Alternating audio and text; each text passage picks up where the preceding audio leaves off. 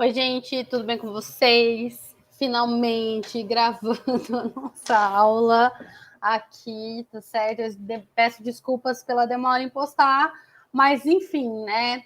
Computador respirando com a ajuda de aparelhos, é esse tipo de situação que a gente vai ter que passar mesmo, né?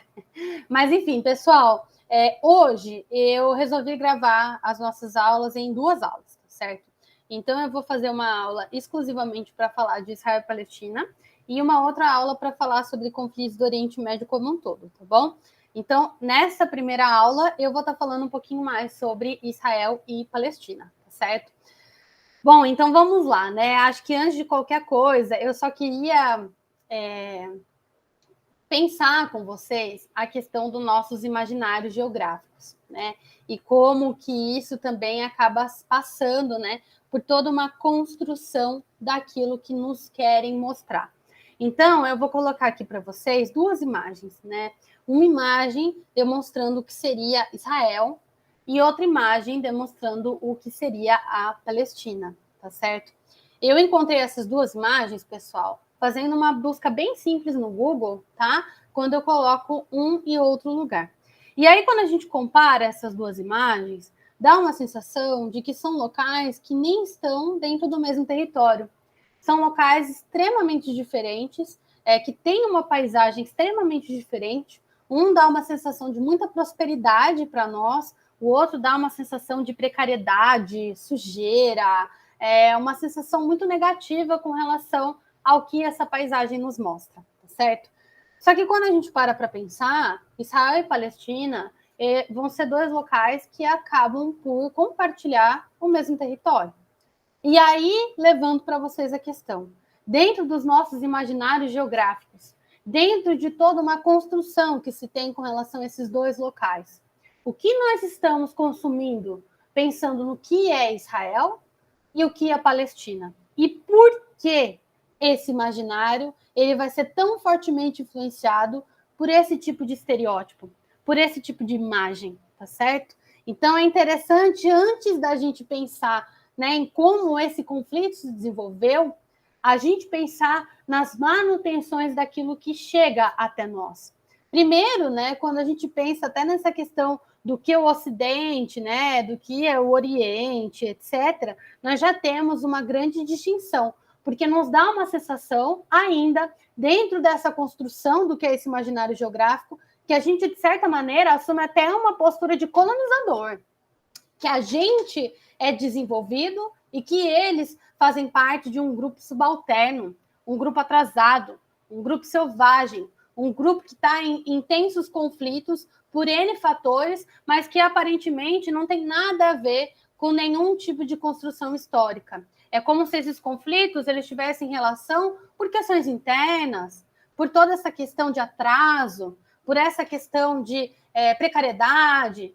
E a gente olha para isso com um olhar bastante problemático, com um olhar bastante eurocentrado, com um olhar daquela globalização como fábula, de como a gente quer ver, de como nos querem mostrar as realidades, de como dentro dessa construção do imaginário geográfico, nós acabamos por reproduzir estereótipos e também nós acabamos silenciando e reduzindo as narrativas de forma a nos colocar como hegemônicos, como protagonistas de uma história que é extremamente complexa e extremamente dinâmica.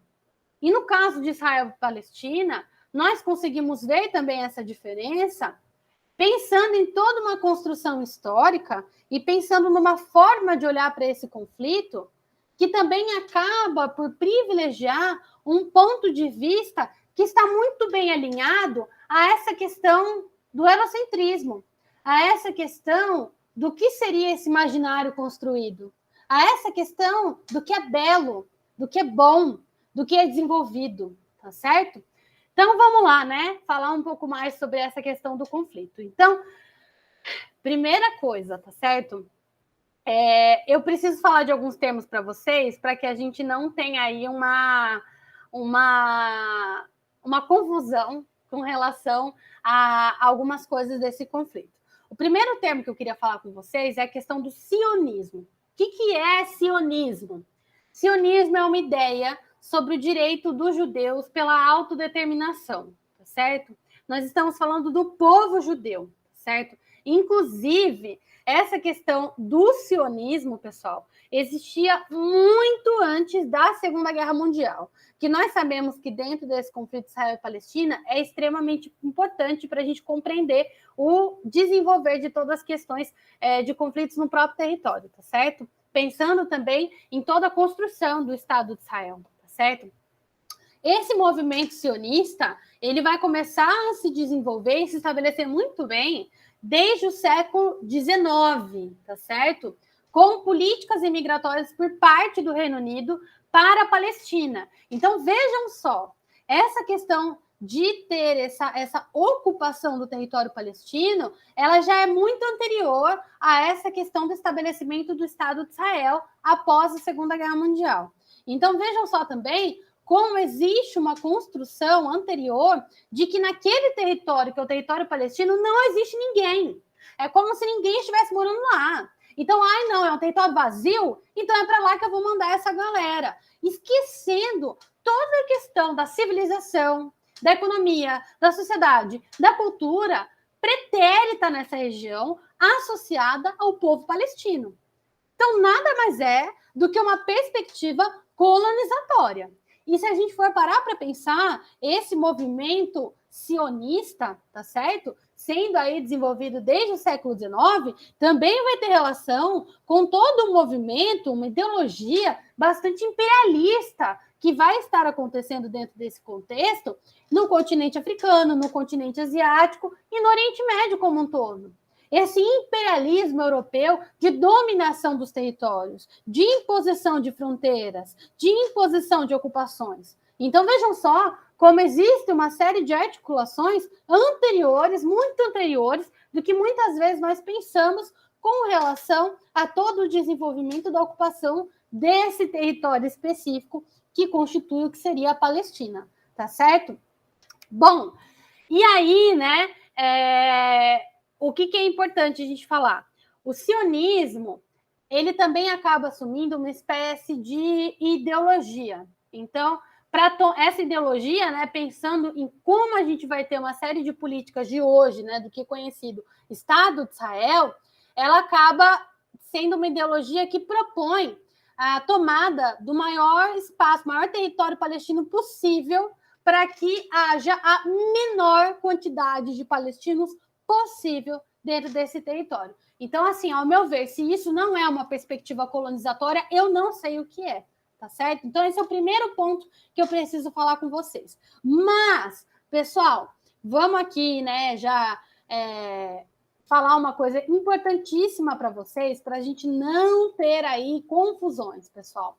Estou falando de sionismo, eu não estou sendo antissemita, são coisas completamente diferentes. Quando nós falamos dessa questão de conflito Israel e Palestina, é muito importante a gente problematizar essa questão do sionismo, mas não fazer um ataque ao povo judeu. Porque se a gente acaba reproduzindo esse tipo de ataque, nós estamos reproduzindo uma perseguição, uma violência a determinada população, tá certo? Que é exatamente o que essa população historicamente veio passando dentro de todo o seu contexto de desenvolvimento, inclusive anterior à própria questão da Segunda Guerra Mundial, que nós sabemos que foi muito problemática e que nós temos muitas violências sendo cometidas e perseguições de fato escancaradas contra essa população.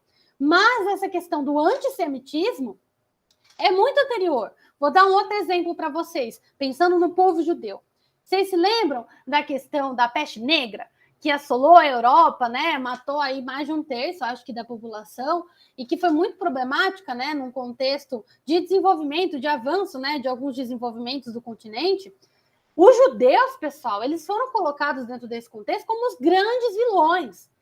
Eles eram um problema. Era por causa deles que nós tínhamos, né, o desenvolvimento, por exemplo, ali dos ratos, né, das pulgas e tudo mais, que vão acabar sendo os vetores de contaminação da peste negra. Então, naquele contexto, por exemplo, nós já temos uma primeira perseguição a essa população. Inclusive, a diáspora dos judeus é uma realidade, historicamente falando, muito presente dentro do desenvolvimento de uma série de territórios, tá certo? Então, isso vem muito anterior a toda a questão de perseguição dos judeus no contexto de Segunda Guerra, tá certo? Do Holocausto, tá certo? Isso é, inclusive, a violência ela já era uma constante, pensando na perseguição que essas populações sofriam. Isso aí, pessoal, é o antissemitismo. O que eu falei agora, dessa questão ideológica, dessa questão colonizatória, é o sionismo. Então, não exatamente um judeu sionista. Nós estamos falando de um sionismo, dessa ideologia, dessa perseguição aos palestinos, promovida pelo Estado de Israel, não pelos sujeitos. Então, tomem muito cuidado para a gente não cair em preconceitos, em uma xenofobia também, e num estereótipo também que muitas vezes pode até não chegar com relação a essa história, mas que é muito irreal, tá certo? Bom, pensando no desenvolvimento que nós temos no conflito mais recente de Israel e Palestina, nós temos alguns pontos importantes, momentos históricos importantes. O primeiro, com certeza, é em 1948, quando de fato é fundado o Estado de Israel, tá certo? Esse Estado de Israel vai ser fundado também por conta de toda uma manifestação da ONU no pós-Segunda Guerra, pensando em todos os horrores que os judeus sofreram no contexto de Holocausto, nesse contexto no contexto de Holocausto. Bom, é importante a gente falar, inclusive, que essa imposição do Estado de Israel não foi muito bem aceita por todo mundo. Egito, Síria, Jordânia e Iraque acabam por invadir o que seria o Estado de Israel, porque são contrários a toda essa imposição do que seria o território. Lembrando, Israel não foi imposto num lugar que não tinha ninguém. Israel foi imposto num local que já havia todo um desenvolvimento anterior. E não é à toa que esse local também foi escolhido para o estabelecimento do Estado de Israel. Falei para vocês que toda essa política sionista é desde o século XIX, tá certo? Então também tem toda essa construção, esse apagamento histórico do que seria o povo palestino, tá certo? Dentro desse contexto, a gente vai ter esse primeiro conflito entre essas nações, o Estado de Israel, acontecendo até 1949. E aí, vejam só, pessoal, em 49 vai acontecer uma expulsão de cerca de 750 mil palestinos que passam a ser considerados enquanto refugiados. 750 mil pessoas são expulsas do seu território originário por conta da imposição do Estado de Israel e de todos os conflitos que acabaram eclodindo depois desse estabelecimento. Inclusive, com esse resultado da expulsão dessas pessoas, o Estado de Israel aumentou seu território em 50%. Tá certo? Todo esse território ocupa aproximadamente 78% do que antes era Palestina. Tá certo, pessoal? Então, vejam só como a gente vai ter uma problemática muito grande também, a autodeterminação dos palestinos. Nós temos essa questão sionista da autodeterminação dos judeus, mas acaba sendo muitas vezes uma política colonizatória e violenta, que silencia qualquer tipo de autodeterminação dos palestinos. Inclusive, essa questão dos refugiados, pessoal, até hoje, os palestinos, a maior parte, não retornou para o território palestino. Porque não há infraestrutura para recebê-los. Não há possibilidade para que essas pessoas voltem ao seu território de origem. Elas são refugiadas até hoje. Então, vejam só como é muito problemática essa situação. Em 1959, né, a gente vai ter a fundação da OLP, Organização para a Libertação da Palestina. E ela só vai ser reconhecida pela ONU em 1974. Então, também já disse isso para vocês. Maju, a gente já conversou, né, algumas vezes sobre isso. A ONU é importante, né, é uma organização internacional e tal, os IPANs, ótimo. Mas ela é uma organização que dá voz a todas as nações, a todos os povos, a todas as autodeterminações. Quem são os membros que vão estar tomando as decisões? Quem são os membros da Organização do Comércio, da questão do Conselho de Segurança? Quem são os membros permanentes? Quem vota, quem não vota? Quem acessa, quem não acessa? Inclusive, deixa eu falar uma coisa para vocês. A Palestina, apenas em 2012, ela ganhou um status de observadora da ONU, tá certo? Ela não é um país membro, ela é observadora, ela tá ali de fora. Por quê? Porque ela é reconhecida parcialmente como um Estado independente por conta dos Estados Unidos. Os Estados Unidos não reconhecem a Palestina como Estado. Por que será? E aí eu volto a perguntar. A ONU, ela vai ser democrática? Ela vai ser neutra nas suas decisões? Eu tenho minhas dúvidas. Aí fica a pergunta para vocês.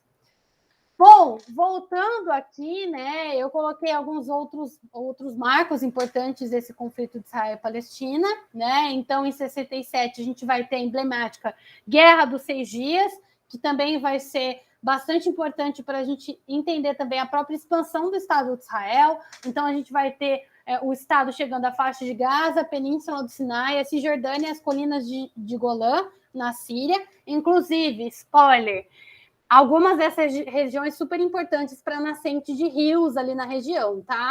Só esse spoiler que eu queria dar para vocês. Nascentes de rios, numa região de Oriente Médio, em que nós temos toda uma questão de uma treta com relação aos controles dos recursos hídricos, sei não se isso também não é geopolítica, tá? Bom, e aí a gente vai ter, né, toda uma treta relacionada a essa anexação desses territórios, e a gente vai ter uma série de desenrolares novamente de uma série de conflitos de tentativa de tomada desses territórios. E aí, em 1973, nós temos a Guerra de Yom Kippur, também muito emblemática para a gente entender esse conflito. E aí, em 79, a gente vai ter a devolução da Península do Sinai por parte de Israel ao Egito, certo? Então, assim, a gente tem algumas tretas relacionadas à presença e às decisões do Estado de Israel na região, não somente com a própria questão dos palestinos, mas por outros estados também ali do território, da região, próximos ao Estado de Israel, que não são muito favoráveis a essas ações, não gostam muito dessas decisões geopolíticas que são tomadas pelo Estado de Israel. Aí, né, eu trouxe para vocês, inclusive, a história do que seria o avanço, né, da ocupação do território palestino. Queria que vocês observassem esse mapa, tá? O primeiro mapa seria o que é 100% do território palestino, tá? Em 47, 48, quando a gente vai ter aí o estabelecimento do que seria o Estado de Israel, a gente vai ter uma diminuição de 100% para 44% de dominação palestina no território. Hoje, o território palestino vai ter aproximadamente 15% da sua área original, e contando, tá? Por quê? Também é importante a gente falar que dentro desse território palestino, dentro dessa política sionista do Estado de Israel, existem uma espécie de colônias de israelenses dentro do território palestino, também como uma forma de controlar o território e expulsar os palestinos das suas regiões. Então, é muito provável que se a gente fosse pegar aí um mapa de hoje, ou um mapa daqui 2, 3 anos do território que seria palestino, não vai ser mais 15%, vai ser menos do que isso, por conta dessas investidas de uma política, para mim, declaradamente muito colonizatória do Estado de Israel com relação ao que seria o Estado palestino, tá bom? Bom, trouxe outros mapas para vocês no decorrer aí dos slides, eu peço que vocês acompanhem, tá certo? Esses slides, pessoal, só aqui um adendo, são os slides da aula anterior, tá? Que tem essa parte de Israel e Palestina que eu peço para que vocês possam ter acesso conforme eu for falando aqui na aula também, tá bom? Bom, e aí, né, eu acho que também a gente pode trazer um outro termo para essa questão dessa política, né, que vem sendo colocada pelo Estado de Israel, que é o termo o quê? Apartheid. Segundo a ONU, a apartheid é um crime contra a humanidade que resulta em práticas de discriminação, segregação racial para manter a dominação de um grupo sobre o outro. Ué, E o que o Estado de Israel vem fazendo com essa política sionista? Será que não é um controle de algumas áreas bastante importantes ali na região? Será que não é um tratamento extremamente violento e xenofóbico com relação ao que seria o povo palestino? Inclusive, toda essa política colonizatória não é uma política que chega lá, ai, com licença, vou vir aqui residir.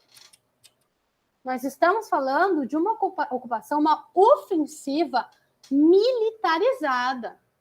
Nós estamos falando de violência, nós estamos falando de armamento pesado por parte do Estado de Israel. E aí uma outra questão. Quem está que financia esses armamentos? Da onde será que vem essa tecnologia, esse investimento? Quem são os parceiros de Israel, do Estado de Israel nessa história toda?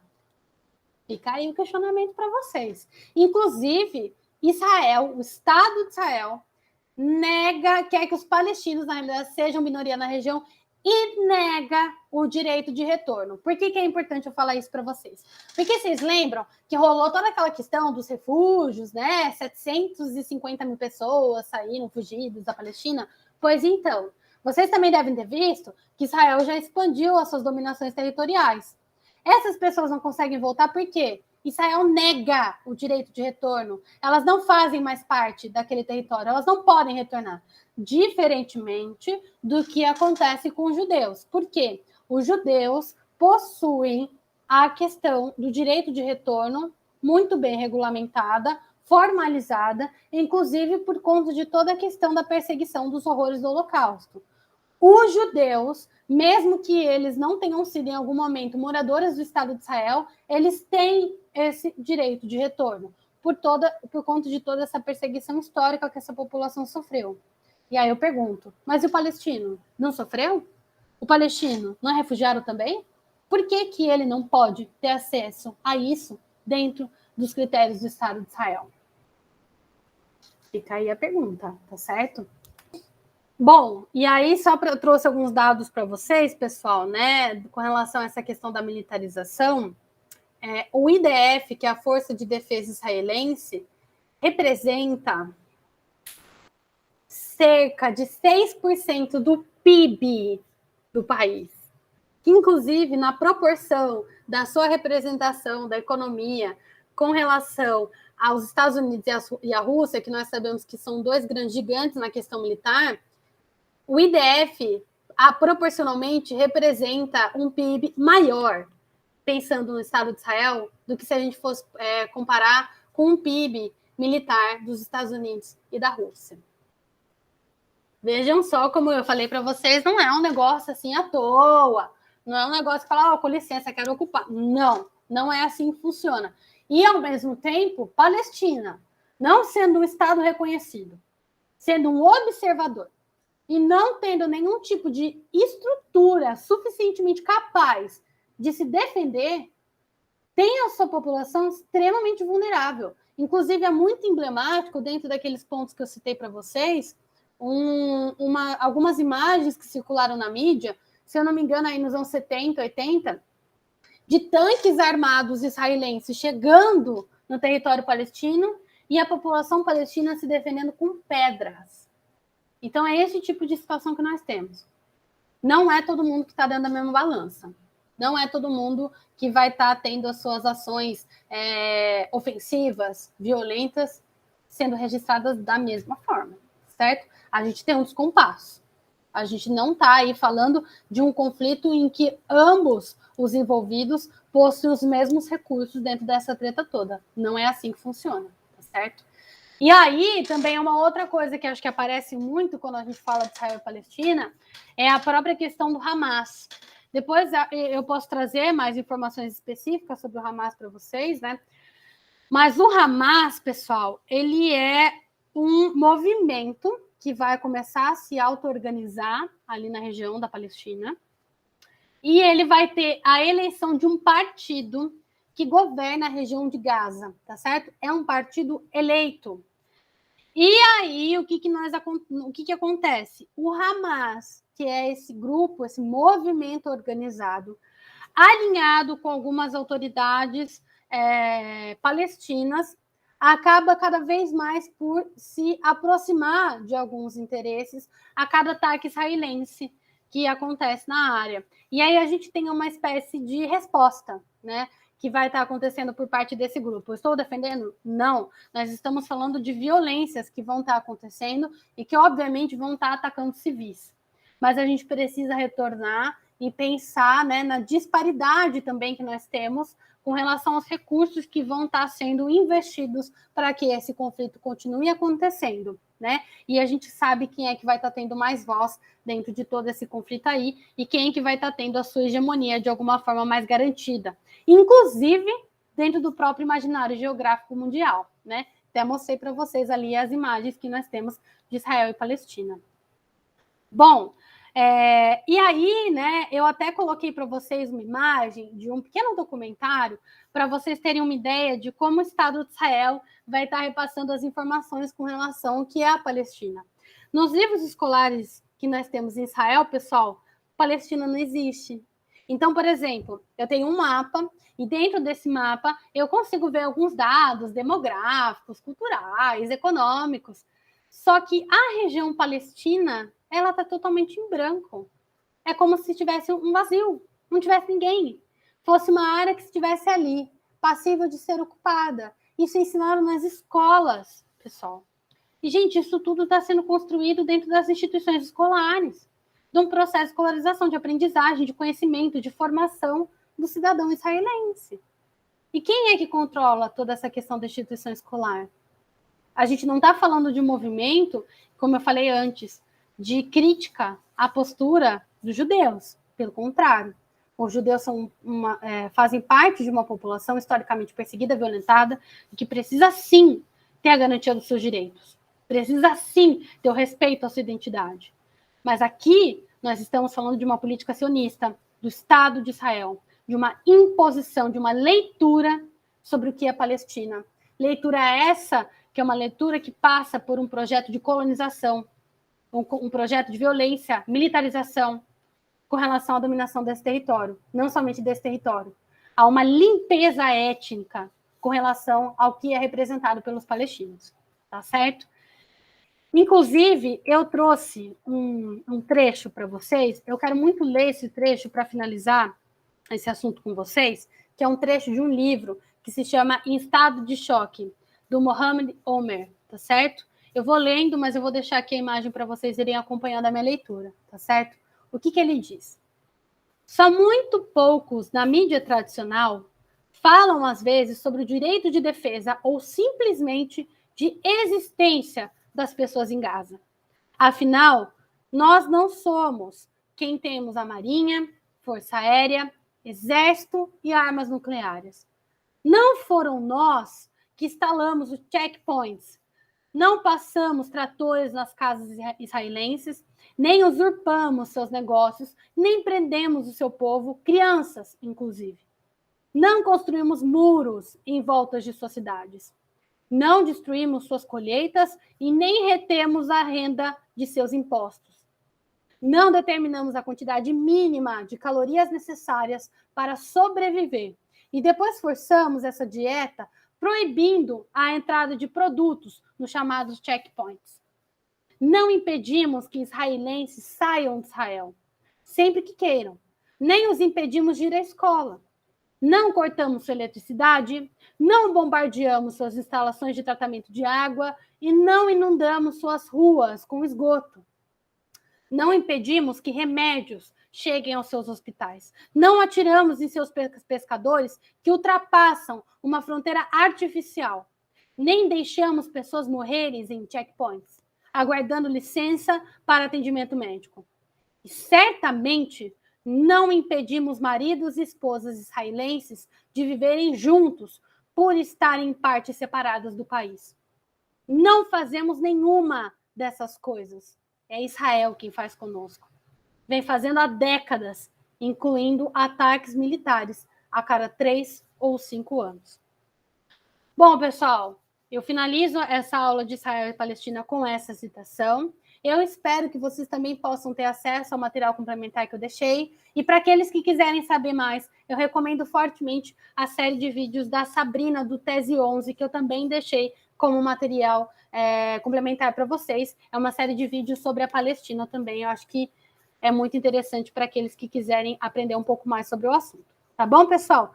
Bom, finalizar a aula por aqui. Espero que vocês tenham gostado e até mais. Tchau!